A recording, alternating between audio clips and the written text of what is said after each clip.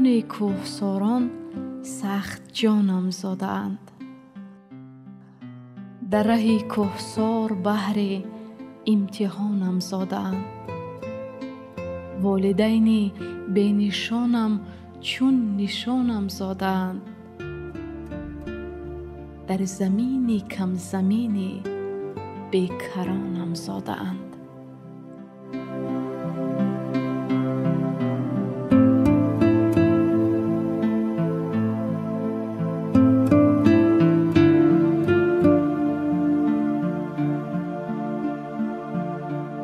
روستای میان کوههای سر به افلاک، دهه مزار شریف که 20 کیلومتر دورتر از مرکز شهر پنجکند جایگیر است، طبیعت دارد نظرربا و دیدنی.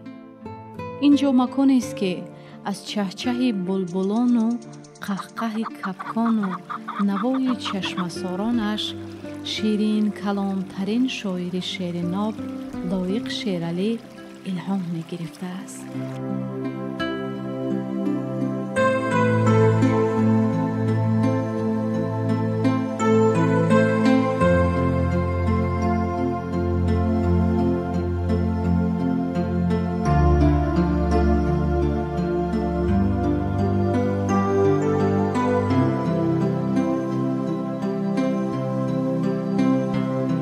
خانه‌موزه لایق شیرعلی هوای شعر و شاعری دارد. هنگام وارد گردیدن و کلبه کودکیش در نزد صندلی کنج خانه مادر خوشنظرش را جستیم و در گهواره کودکی هایش زنگوله محبت مادر را.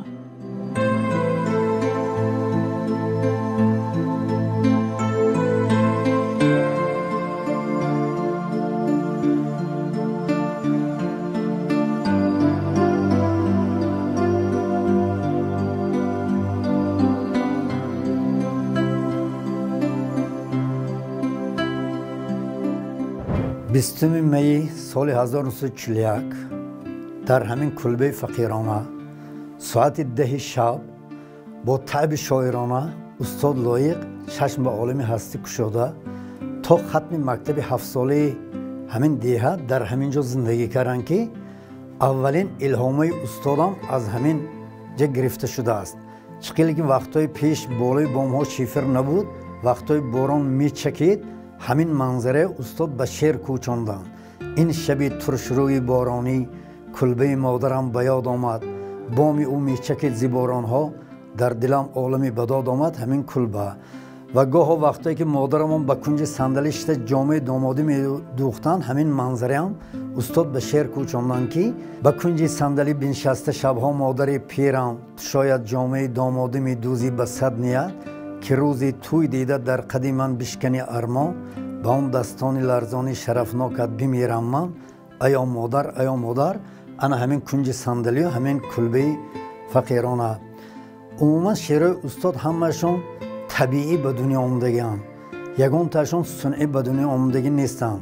یک منظره دیگر که استاد به شعرشون کوچاندن، گفتند که مادرم که صبحگاهان چو گاو میدوشید، پشت او را به مهر مالیده، میله هایش ز شانه می افتاد به درون شیردوشه لغزیده.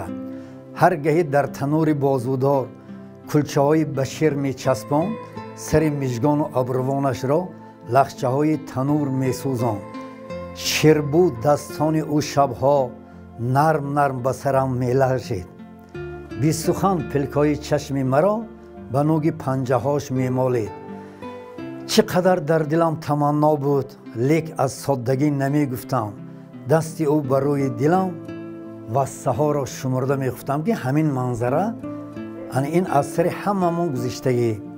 و باز وقتی که این همه مادرها میگونه همین منظره استاد به شعر کوچاندن. مادرم دائم میگفت وقتی خواب کن البته با پهلوی راست، آن همه کاری که نیت میکنی سر بکن با قوه بازوی راست. نان را دائم به دست راست گیر، پوش اول آستین راست را. گر ببندی عهد دست راست ده، دست چپ نی خیر دارد نی بقا. خورد بودم بی خبر بودم هنوز فرق بین دست چپ و راست چیست. خواب کردن سیر بودن مدعا در دست چپ و راست نیست. بعد فهمیدم مراد مادرم زین نصیحت هاش دیگر بوده است. با چنین پند و نصیحت ها به من راستی را تربیت بنموده است. پدرمان دهقان بودند. بسیار میخواستند که استادم دهقان باشند که در یکی از غزلهایشان استاد همین را کوچاندند که پدرم ای پدر دهقانم تو همی خواستی دهقان باشم، نروم یک قدم از ده بیرون بنده مذهب و ایمان باشم. پدرم باز ببخشا بر من که نمانند تو من دهقانم. شاعری هم به مثل دهقانی است، شعر تخمی است که سبزد در دل.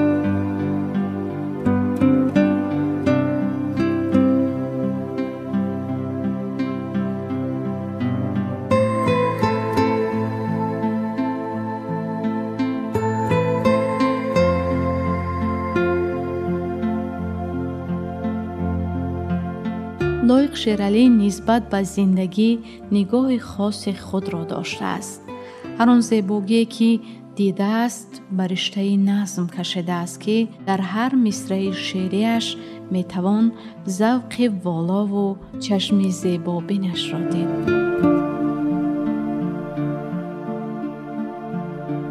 اولین خاطرات من همین که استاد لایق وقتی که در صنف هفتم میخوندم در دوران من همین کوه بگه یک جای بسیار استاد دوست دارن، همونجا آبشار میگن، همونجا گوسفند میچروندن.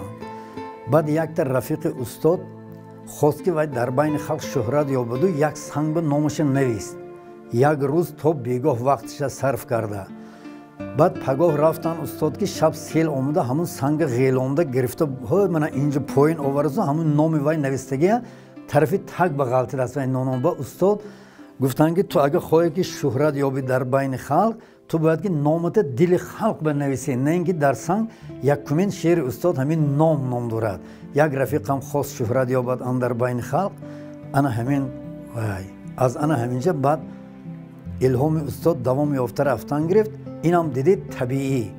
وقتی که استاد در همینجا زندگی میکردن وقتی بهار از من این کوه اگر یک سنگ غیلان میشد و یک چند سنگای دیگه غیلانده به پایان میفراورد که استاد همین منظره به شعر کوچاندن که از کوه سنگ چون فتد صد سنگ را بیجا کند، مردی چون نامردی کند صد مرد را رسوا کند، نادان چو دانایی کند احسن بگویمش همه، اما چی بتوان کرد اگر نادانی دانا کند. همین چیزها طبیعی هستند، یگان تیشون صنعی نیستند.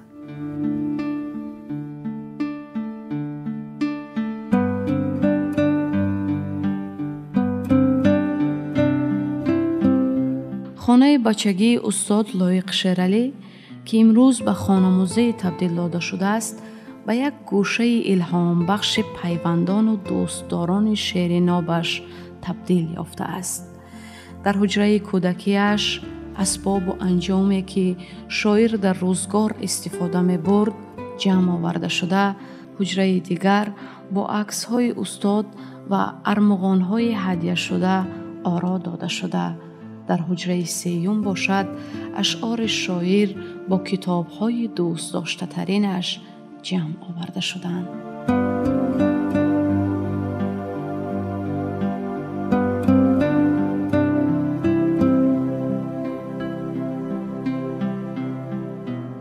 بعدی که پدرم از دنیا گذشتن بعد استاد هر سال 2 بار 3 بار به قشلاق می آمدن. همون وقت استاد نو مسکویچ داشتن. این سال 75 به فکرم همین سال 75 بودم یا پیش قفا.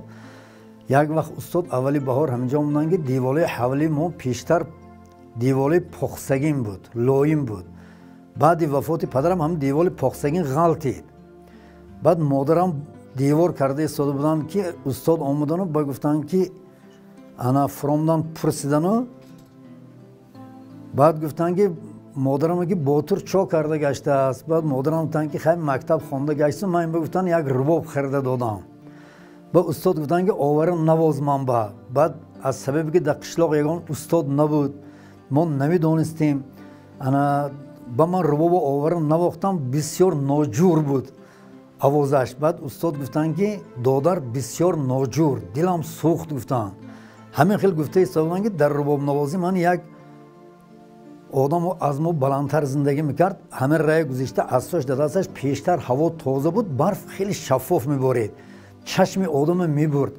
چشم اما آدم برف بردگی بود و آدم دامون نیا کرده رفته درون جو بزده غلطیدن، از سوشون عدسشون غلطید. استاد رفته برشون تنگی با اساگیری همین هم دلم خیلی سوخت گفتن. بعد نیا کردن که این پیرزن ها وقتی که اون کار میکنن خم شده کار میکنن. مادرم خم شده لای کردم، بدم بقدی مادر پیرم که زمین بوس شده است گفتن. می نهاد پا بلوی گور دلم میسوزشن نگفتم. بعد ما از سببی که بچه بودیم نمیدانستیم. بعد چندین سال من فهمیدم که همون شعر با همون نغمه ناجور دلم میسوزد. استاد به من گفته بدینو هوای دهن همین نزدی در حولی من تولد شده بود از همون شعر که اینم طبیعی است.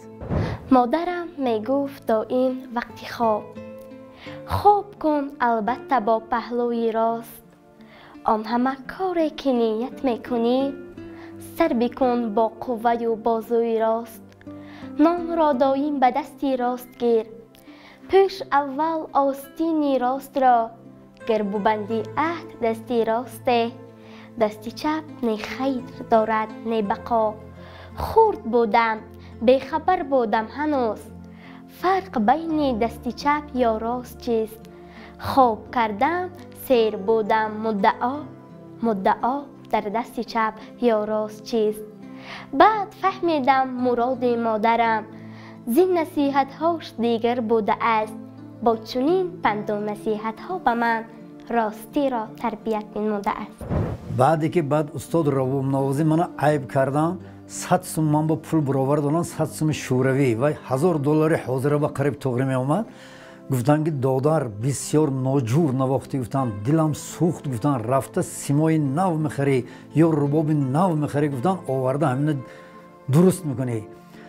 بعد من با این چیز خیلی سخت تاثیر کرد. من عزم گرفتم که من یک کار کرده باید همین نغمه جور کرده استاد با نوازم. من خیلی کوشش به خرج داده، کمتر جابجا کرده، اکن جور کردم نغمه که بود که چلیم دستانو بریدم که همون گفتگی استاد ما نغمه ها ناجور تا با امروز.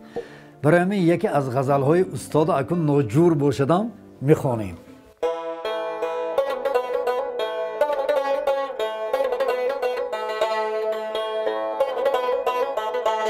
در جهان من نبودی، در جهانی من بیا.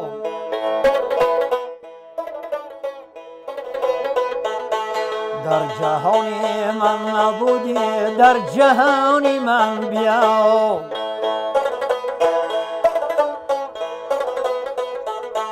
خوشگمانی توستم، خوشگمانی من بیا.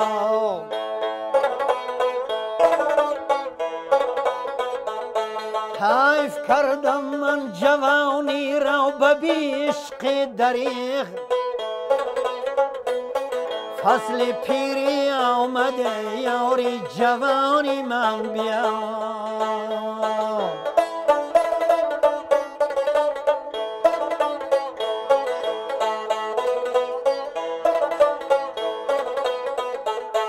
در خزان افشان گل افشانی تو می باید مرا، در بهاری من نبودی، در خزانی من بیا.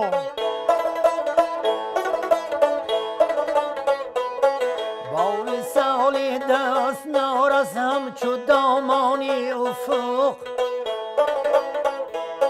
گر به دستم نیستی بر داستانی من بیا.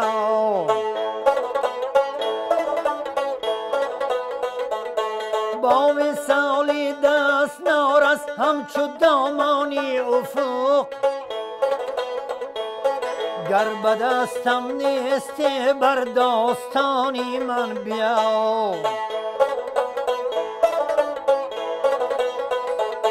در فضای حسن تو یک چند عزیزم، عشق تو خامی من همزمانی من بیا.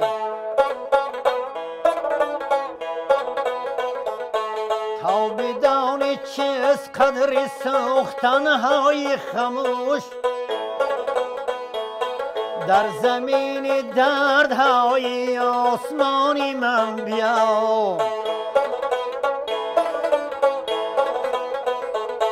تا بدانی چیست قدر سوختنهای خموش در زمین دردهای آسمانی من بیا بعد مردن هم درون گور تار عشق مرا خاک میداند بیا بر خاکدانی من بیا در جهانی من نبودی در جهانی من بیا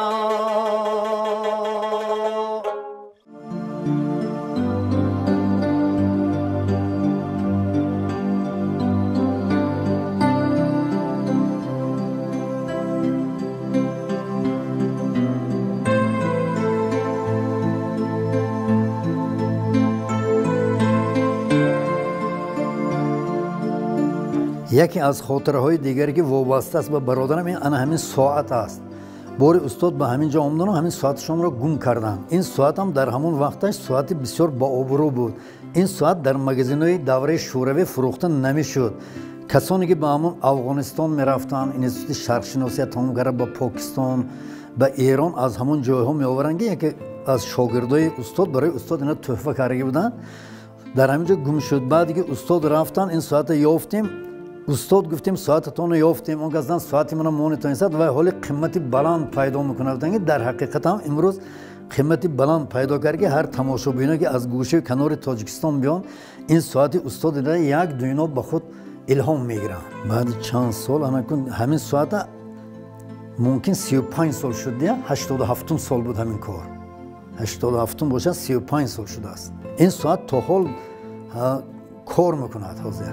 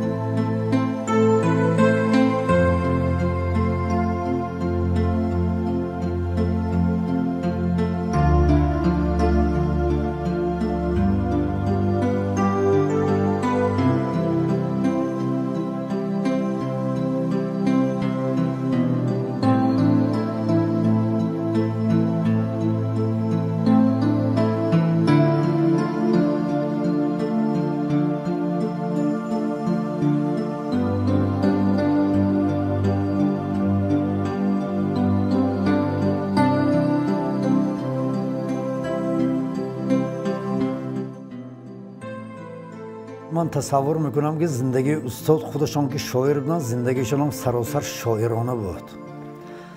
یکی از همون ویاشون ما بعدتر فهمیدیم که باید زندگی اون کس شاعرانه بوده است. در زندگیشون همون چیزای فهمیدن نتوانستیم. باری استاد آمدن به همین دیهای بعد شب رفته به خانه برادر کلانیم خواب رفتیم. استاد سحری از خواب دیر میخیستن و برادر کلانیم باشن خیلی بر وقت میخیستن از خواب. بعد اون از خیستن چای پای تشکیل کردن و برآمدن در آمدن و آمدن و اونو گفتن که این باتور بسیار سحرخیز و همه کورپی بالاش وزبین گفتن که استاد اتک جاگه آست سرشون رو براردن که اکا ما بر وقت خیسته بودیم ما هم دو استراحت کرده ایستادگیم. این خوابای من گفتن اکا خوابای ایجادی من در خوابم هم ایجاد میکنم گفتن. اگرچه برادرمان در بینمان نباشنم لیکن شعراشون که در بینمان هستند ما هر روز از استاد یاد میکنیم تصور میکنیم که اونگاه درباره ما هستند.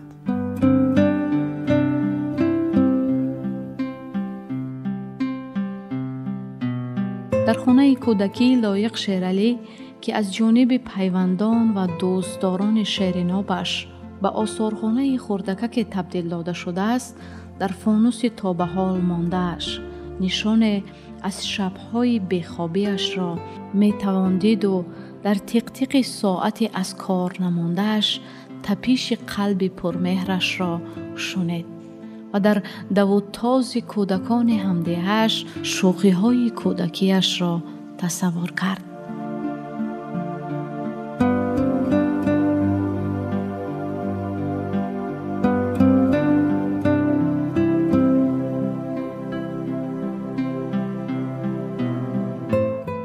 الا شیر عجم فردا مرا تو زنده خواهی داشت. الا شور دل دنیا مرا تو زنده خواهی داشت. وزیر سنگ های ثابت و سیار گردون ها الا البرز پا بر جا مرا تو زنده خواهی داشت. بسا شیر تری دنیا بود اندر لبی دریا الا شیری تری دریا مرا تو زنده خواهی داشت. دلم روزی اگر از درد شیر و عشق می میرد الا عشق جهان آرا مرا تو زنده خواهی داشت. سخن پیدا و ناپیدای هر خلقی سخن ساز است الا پیدا و ناپیدا مرا تو زنده خواهی داشت. الا دیوان حافظ حافظم باشی زی هر مرگی الا دیوان مولانا مرا تو زنده خواهی داشت.